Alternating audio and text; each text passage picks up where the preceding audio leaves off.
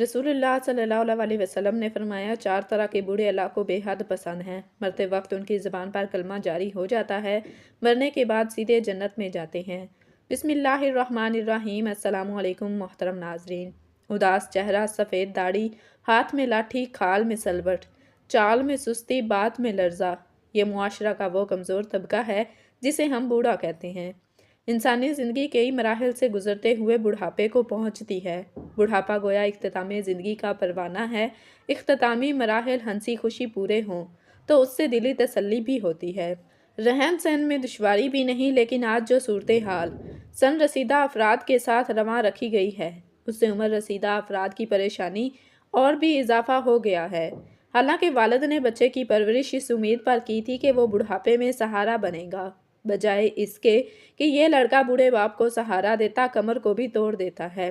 एक जानिब मुआशरा की ये सूरत हाल है, दूसरी जानिब नबी अकरम सल्लल्लाहु अलैहि वसल्लम का अस्वा कि आप सल्लल्लाहु अलैहि वसल्लम ने बूढ़ों के साथ, कमज़ोरों के साथ, ज़ईफ़ों के साथ बहुत ही ज़्यादा हुस्ने सलूक का मुज़ाहिरा किया। जहाँ आप सल्लल्लाहु अलैहि वसल्लम ने अपनी तालीमात के ज़रिया उम्र रसीदा अफराद की कदरदानी की तालीम दी, वहीं आप सल्लल्लाहु अलैहि वसल्लम ने अपने अमल के ज़रिया कदरदानी का सबूत भी मुहैया फरमाया।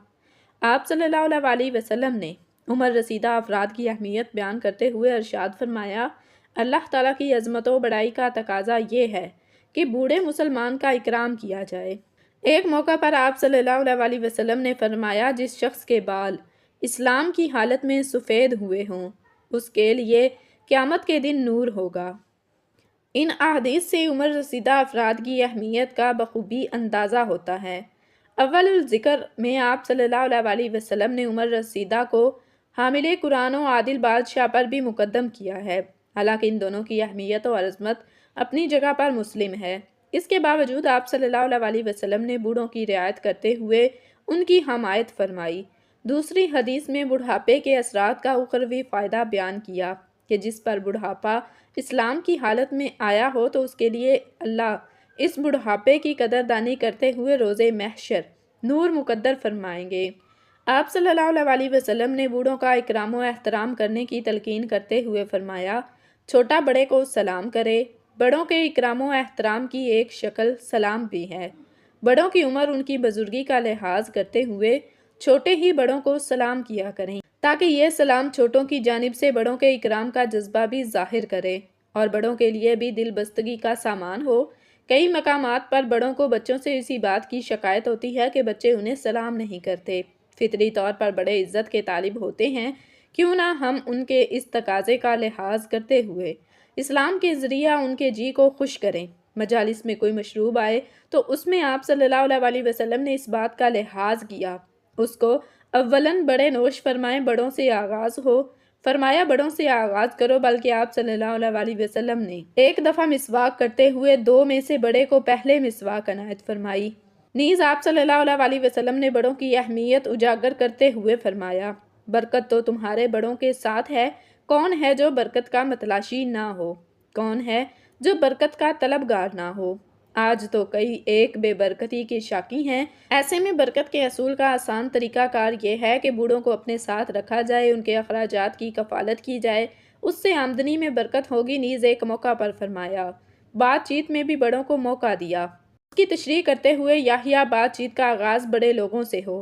एक मौका पर बूढ़ों के इकराम के फ़ज़ाइल व फ़वाइद ज़िक्र करते हुए आप सल्लल्लाहु अलैहि वसल्लम ने फरमाया, जिस नौजवान ने किसी बूढ़े का इकराम उसकी उम्र की बुनियाद पर किया तो अल्लाह ताला उसके लिए बुढ़ापे में इकराम करने वाला शख्स मुकर्रर फरमाएंगे।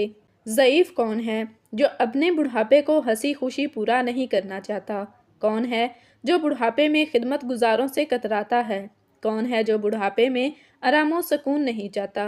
उन सब के लिए आप सल्लल्लाहु अलैहि वसल्लम ने एक आसान नुस्खा अनायत फरमाया कि अपने बूढ़ों का इकराम करो, तुम्हें बुढ़ापे में खिदमतगार मिल जाएंगे। अलगरज़ मुख्तलिफ मौक़ा पर मुख्तलिफ अंदाज से आप सल्लल्लाहु अलैहि वसल्लम ने बूढ़ों की अहमियत व अज़मत को वाज़ा किया और उम्मत को इन पर तवज्जो की तालीम दी। ये आप सल्लल्लाहु अलैहि वसल्लम के करीमाना इखलाक हैं कि उम्मत के हर कमज़ोर तबका पर बज़ाते खुद भी रहम करम का मुआमला किया और औरों को भी रहम करम से पेश आने की तलकीन की। एक उमर रसीदा आप सल्लल्लाहु अलैहि वसल्लम की मजलिस में हाज़िर हुए।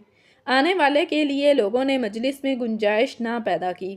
آپ صلی اللہ علیہ وسلم نے اس صورتحال کو دیکھ کر صحابہ کرام رضی اللہ تعالیٰ عنہم سے مخاطب ہو کر فرمایا، جو شخص چھوٹوں پر شفقت نہ کرے، بڑوں کی عزت نہ کرے، وہ ہم میں سے نہیں۔ یعنی ایک مسلمان میں جو صفات ہونی چاہیے ان میں سے ایک بڑوں کا اکرام بھی ہے۔ اگر کوئی اس وصف سے متصف نہیں تو گویا وہ ایک اہم مسلمانی صفت سے محروم ہے۔ اگر کوئی اس اہم اسلامی صفت کا خواستگار ہے تو اسے بڑوں کے اکرام میں بڑھ چڑھ کر حصہ لینا چاہیے۔ فتح مکہ کے بعد جو حیرت انگیز واقعات رونما ہوئے انہی میں سے ایک اہم واقعہ حضرت ابو بکر صدیق رضی اللہ تعالیٰ عنہ کے بوڑھے والد کا بھی پیش آیا۔ لوگوں نے آپ صلی اللہ علیہ وسلم کے دستے حق پرست پر اسلام قبول کرنے کے لیے انہیں آپ صلی اللہ علیہ وسلم کی مجلس میں حاضر کیا۔ آپ صلی اللہ علیہ وسلم نے ان کے بڑھاپے کو دیکھتے ہوئے فرمایا کہ ان کو گھر میں ہی کیوں نہ چھوڑا، میں خود ان کے گھر پہنچ جاتا۔ واضح رہے کہ آپ صلی اللہ علیہ وسلم مکہ مکرمہ میں فاتح بن کر داخل ہو رہے ہیں۔ اس کے باوجود بوڑھوں کے ساتھ آپ صلی اللہ علیہ وسلم کا یہ رحیمانہ کریمانہ سلوک ہے۔ حالانکہ دیگر فاتحین کے طرز عمل تو وہ ہیں جسے قرآن حکیم نے بیان کیا ہے کہ جب فاتحین کسی بستی میں داخل ہوتے ہیں تو اس بستی کو برباد کر دیتے ہیں، اہل عزت کو ذلیل کرتے ہیں، یہی ان کا طریقہ امتیاز ہے۔ یہ عمر رسیدہ افراد کی عملی قدردانی ہے جس کا آپ صلی اللہ علیہ وسلم ثبوت فراہم کر رہے ہیں۔ آپ صلی اللہ علیہ وسلم نے ان کی تعظیم کرتے ہوئے یہ تصور نہ کیا کہ ابو قحافہ ایک طویل عرصہ تک کفر کی حالت میں رہے، اب کفر مغلوب ہوا تو وہ مسلمان ہو رہے ہیں۔ بعض دفعہ انسان سابقہ اختلافات کی وجہ سے کسی کی تعظیم و تکریم سے کتراتا ہے، حالانکہ اس میں ان لوگوں کے لیے اسوہ ہے کہ سن رسیدہ کے بہر صورت تعظیم کی جائے۔ نماز کے آپ صلی اللہ علیہ وسلم انتہائی حریص، اس حرص و طمع کے باوجود بھی بوڑھوں کی رعایت میں نماز میں تخفیف فرما دی۔ ابو مسعود رضی اللہ تعالیٰ عنہ فرماتے ہیں کہ ایک دفعہ ایک صحابی آپ صلی اللہ علیہ وسلم کی خدمت میں حاضر ہو کر شکایت کرنے لگے کہ میں ظہر کی نماز میں فلاں شخص کی طویل قرات کی وجہ سے حاضر نہیں ہو سکتا۔ ابو مسعود کہتے ہیں کہ میں نے اس موقع پر آپ صلی اللہ علیہ وسلم کو جس غضبناک کیفیت میں دیکھا اس سے پہلے کبھی نہ دیکھا تھا۔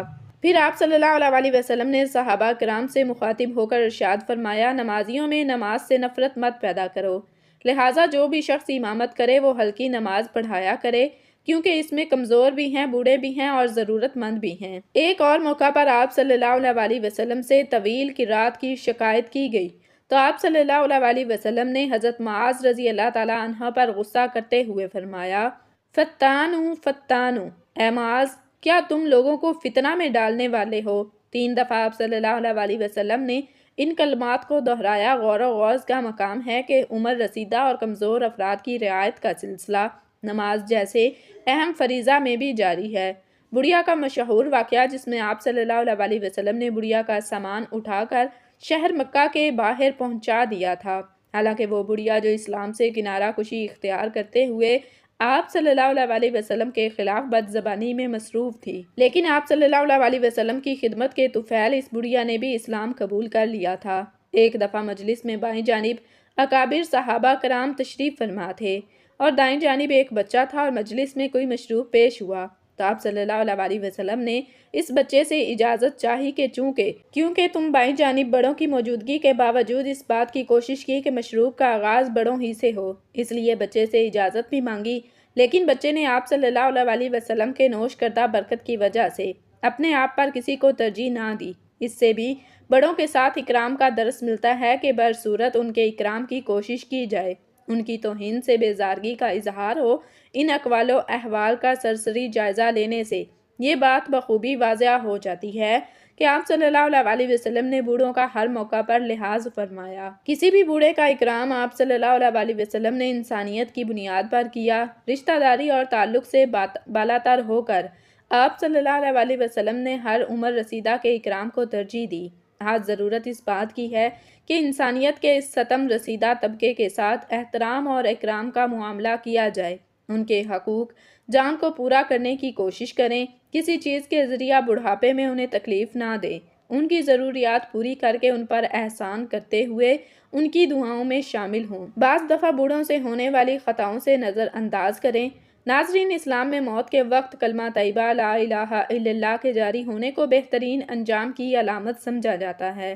اس حوالے سے نبی کریم صلی اللہ علیہ وسلم کی احادیث اور اسلامی کتب میں مختلف روایات موجود ہیں، اور فرمایا گیا ہے کہ نبی کریم صلی اللہ علیہ وسلم نے 9 طرح کے بوڑھوں کے بارے میں فرمایا کہ ان کی زندگی سے اللہ راضی ہوا اور ان کو مرتے وقت کلمہ طیبہ نصیب ہو جاتا ہے۔ ان خوش نصیب بوڑھوں میں سب سے پہلے نمبر پر وہ لوگ ہیں جو اپنی زندگی میں ایمان پر استقامت رکھتے ہیں۔ ایسے بوڑھے افراد جو اپنی زندگی میں ایمان پر استقامت رکھتے ہیں اور اللہ کے ساتھ اپنے تعلق کو مضبوط رکھتے ہیں، ان کی زبان پر کلمہ طیبہ جاری ہونے کی قوی امید کی جاتی ہے۔ رسول اللہ صلی اللہ علیہ وآلہ وسلم نے فرمایا، جو شخص لا الہ الا اللہ کہتے ہوئے دنیا سے رخصت ہوا وہ جنت میں داخل ہوگا۔ ایمان کی استقامت اور اللہ کے ذکر پر موت کے وقت اجر کی خوشخبری دیتی ہے۔ بوڑھے افراد جو طویل عمر گزارنے کے باوجود اپنے ایمان پر قائم رہتے ہیں، ان کے لیے یہ سعادت ممکن ہے۔ نمبر 2، والدین کی خدمت کرنے والے بوڑھے والدین کی خدمت کرنے والے افراد کے بارے میں احادیث میں بہت فضیلت بیان کی گئی ہے، اور ایسے بوڑھے افراد جو اپنی اولاد کو نیکی اور خیر کی طرف رہنمائی کرتے رہے ہوں، ان کی زبان پر بھی کلمہ جاری ہونے کی قوی امید ہے۔ رسول اللہ صلی اللہ علیہ وسلم نے فرمایا، اس شخص کی ناک خاک آلود ہو جس نے اپنے والدین میں سے ایک یا دونوں کو بڑھاپے میں پایا اور ان کی خدمت کر کے جنت حاصل نہ کر سکا۔ یہ حدیث ان افراد کی فضیلت کو بیان کرتی ہے جو اپنے والدین کی خدمت کرتے ہیں اور ان کی دعاؤں کا وسیلہ بنتے ہیں۔ ایسے والدین کے لیے نیک انجام کی امید کی جا سکتی ہے۔ نمبر 3، نماز کے پابند بوڑھے افراد جو اپنی پوری زندگی نماز کے پابند رہے ہوں، ان کے لیے موت کے وقت کلمہ طیبہ کے جاری ہونے کی خوشخبری دی گئی ہے۔ رسول اللہ صلی اللہ علیہ وسلم نے فرمایا، نماز دین کا ستون ہے، جو اس کو قائم رکھے گا وہ دین کو قائم رکھے گا۔ نماز کی پابندی کرنے والے بوڑھے افراد کے دل اللہ کی یاد سے معمور ہوتے ہیں اور موت کے وقت اللہ کا ذکر ان کی زبان پر جاری رہتا ہے۔ نمبر 4، حقوق العباد کا خیال رکھنے والے ایسے بوڑھے افراد جنہوں نے اپنی زندگی میں دوسروں کے حقوق ادا کیے ہوں، ان کے لیے بھی نیک انجام کی بشارت ہے۔ رسول اللہ صلی اللہ علیہ وسلم نے فرمایا، مسلمان وہ ہے جس کے ہاتھ اور زبان سے دوسرے مسلمان محفوظ رہیں۔ حقوق العباد کا خیال رکھنے والے بوڑھے افراد کو اللہ کی رحمت نصیب ہوتی ہے اور ان کی موت پر کلمہ طیبہ جاری ہونا اس رحمت کی علامت ہے۔ نمبر 5، قرآن کے حافظ اور قاری۔ بوڑھے افراد جو قرآن کے حافظ یا اس کے قاری ہیں اور اسے اپنی زندگی کا حصہ بناتے ہیں، ان کے لیے بھی نیک انجام کی بشارت دی گئی ہے۔ رسول اللہ صلی اللہ علیہ وسلم نے فرمایا، قیامت کے دن قرآن اپنے قاری کے لیے شفاعت کرے گا۔ قرآن کے ساتھ تعلق رکھنے والے بوڑھے افراد کی زبان پر اکثر قرآن کے الفاظ اور کلمہ جاری رہتا ہے اور ان کی موت کے وقت بھی جاری ہو سکتا ہے۔ زبان کو ذکر الہی سے تر رکھنے والے ایسے بوڑھے افراد جو اپنی زبان کو ہمیشہ اللہ کے ذکر سے تر رکھتے ہیں، ان کے لیے موت کے وقت بھی یہی ذکر جاری رہتا ہے۔ رسول اللہ صلی اللہ علیہ وسلم نے فرمایا کہ اللہ کا ذکر کرتے رہو یہاں تک کہ لوگ تمہیں پاگل سمجھنے لگیں۔ اللہ کے ذکر میں مشغول رہنے والے بوڑھے افراد کے لیے یہ عظیم سعادت ممکن ہے۔ نمبر 7، دعا کرنے والے اور بخشش مانگنے والے بوڑھے افراد جو اپنے گناہوں پر ندامت کے ساتھ اللہ سے معافی مانگتے رہتے ہیں اور دعا کرتے رہتے ہیں، ان کی زبان پر موت کے وقت کلمہ جاری ہونے کی بشارت دی گئی ہے۔ قرآن پاک میں ارشاد ہے، اور جو اپنے رب کے سامنے کھڑے ہونے سے ڈرتے ہیں اور نماز کے لیے جھکتے ہیں۔ سورہ ملک یہ کیفیت ان کے نیک انجام کا سبب بن سکتی ہے۔